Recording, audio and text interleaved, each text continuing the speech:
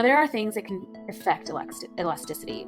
Basically, scenarios in which we can kind of look at a product and say, you know what, this is going to be affected, and this is going to be something that we don't even need to like calculate elasticity. We know there's going to be a response or there's going to be no response. So, for instance, the availability of substitutes. So, basically, it is in that instance where if you know that there are a few substitutes for good, for instance, so a few substitutes means that it's inelastic. If there are, that means it's elastic. Because if I can find a substitute for it at a cheaper price, then I'm going to react to it. If I can't, then I won't react to it. When you're thinking of the difference between elastic and inelastic, think like a hair tie. A hair tie is stretchy. You have flexibility. You don't have to buy that product. You can change your buying habits and your purchasing if you want to. But if something is not stretchy, like for instance, I don't know, something that's not stretchy. I don't know what's not stretchy. Like a metal ring. You don't have any flexibility. You have to get that item because there's nothing you can replace it with. So when you're thinking of that substitutes, think, do you have flexibility? So another thing is it a necessity or a luxury? So again, remember, if it's a luxury, I'm flexible, I'm stretchy, I'm elastic. I don't have to. I have my options available. If it's a necessity, then I'm inflexible. I need it. I have to have it in my life regardless of how much it costs. So then it's going to be inelastic. It's not flexible. So we have specifically, when we look at this idea, like pepper, if it doubles in price, you likely don't need to buy more. Pepper's a luxury. It's a spice that you don't always need. Another good example of a necessity versus luxury, gas for your car. It's really not going to be something that I'm going to have an option. As it goes up in price, we still travel, we still buy the gas. We have very little that we change on that. A lot of times, maybe we change our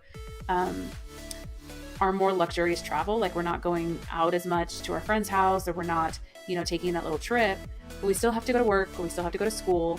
So there's still really some inflexibility there, some inelastic necessity that we need to go and use gas for. So necessity versus luxury. Another one is change over time. So this is one that's a little bit trickier to kind of grasp, and that is just the fact that there is times where you are first inelastic,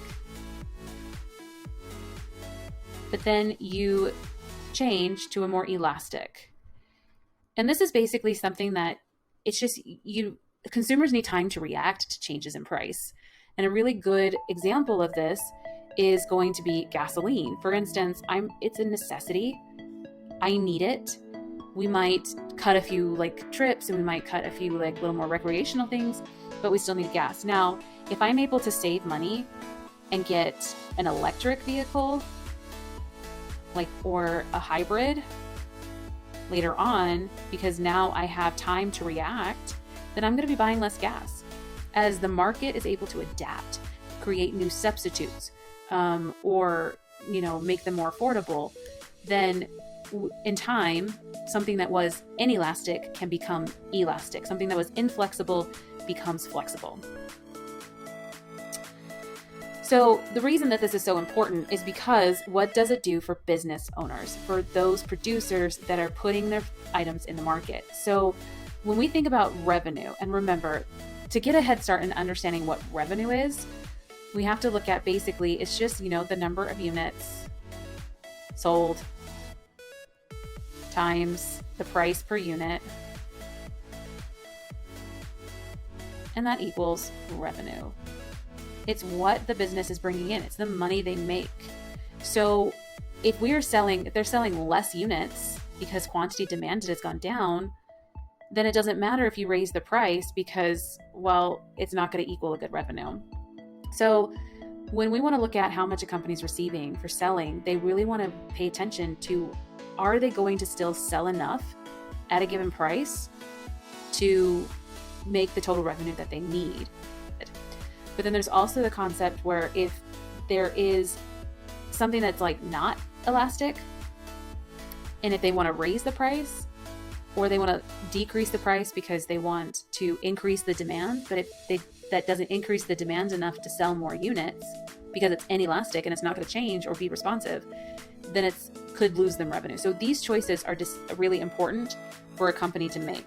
They want to sell more units, but they also want to sell their units at a higher price, but they also want to sell a higher number of units. So when they're considering elastic versus inelastic, is the consumer response going to validate the change in price?